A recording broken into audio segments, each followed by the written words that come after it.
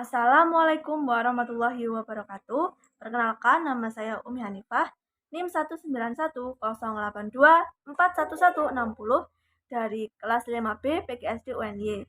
Nah, di sini saya akan mempresentasikan atau menceritakan hasil dari perkuliahan saya dalam matkul Inovasi Pendidikan Nasional bersama Bapak Teguh kepada orang tua saya, yaitu kepada bapak saya. Nah, baik.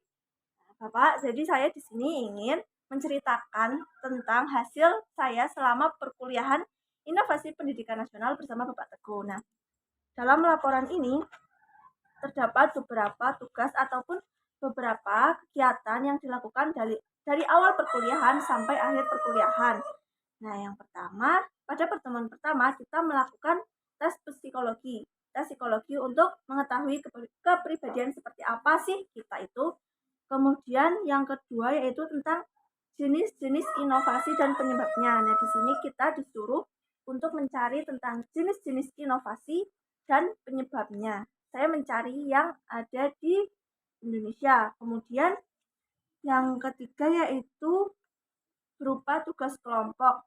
Nah, kelompok saya itu menggunakan materi tentang rumah belajar. Nah, di sini kami membuat makalah rumah belajar, PPT tentang rumah belajar, dan juga jurnal dari makalah yang telah disusun tadi.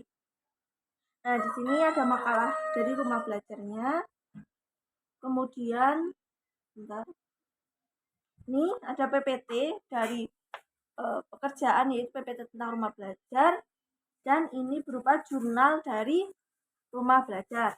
Nah, kemudian tugas yang selanjutnya yaitu tentang laporan wawancara inovasi pendidikan nasional. Nah, di sini saya diberi tugas untuk melakukan wawancara kepada guru SD berkaitan dengan inovasi pendidikan yang ada di SD tersebut. Nah, di sini terdapat dua tugas. Yang pertama yaitu laporan wawancara, kemudian terdapat juga video hasil wawancara. Nah, kemudian laporan wawancara ini diubah menjadi format jurnal seperti pada bagian ini. Ini merupakan jurnal dari hasil laporan wawancara. Kemudian kegiatan yang selanjutnya yaitu berupa resume atau rangkuman dari presentasi kelompok 1 sampai dengan kelompok 10, yang mana saya menuliskannya menggunakan tangan ataupun secara manual. Nah, ini resumenya. Ada 10 kelompok. Nah, di setiap resume ini kita juga menilai dari kejelasan makalah kelompok, kemampuan kelompok menjelaskan kepada teman lain, pembagian job, dan juga kemampuan menjawab serta pemahaman saya sendiri terhadap materi yang telah dijelaskan. Nah, selanjutnya yaitu tentang tugas mengembangkan PPT interaktif atau game edukatif untuk anak. Nah, dalam tugas ini yang pertama kita itu membuat tentang PPT interaktif. Nah, saya memilih materi tentang bangun segi banyak beraturan dan bangun segi banyak tidak beraturan.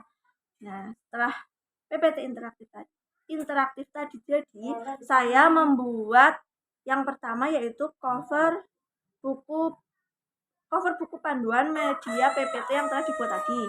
Kemudian terdapat juga cover CD. Kemudian saya juga membuat buku panduan untuk menggunakan media atau game edukatif yang telah dibuat tadi. Nah, berikut hasil dari ini berupa PPT atau game edukatif yang telah dibuat. Gambar-gambarnya ini.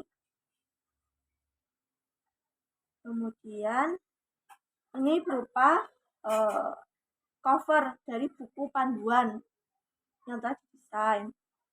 Kemudian ini cover dari CD yang telah dibuat. Kemudian yang terakhir ini berupa buku panduan dari atau buku panduan untuk menggunakan media yang telah dibuat tadi.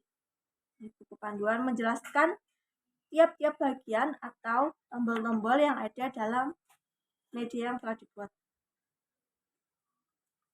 Dan pada bagian selanjutnya itu terdapat rubrik penilaian mahasiswa atau rubrik penilaian diri. Nah, rubrik ini diisi dari pertemuan pertama hingga pertemuan terakhir kemarin sesuai dengan tugas ataupun pertemuan yang kita hadiri.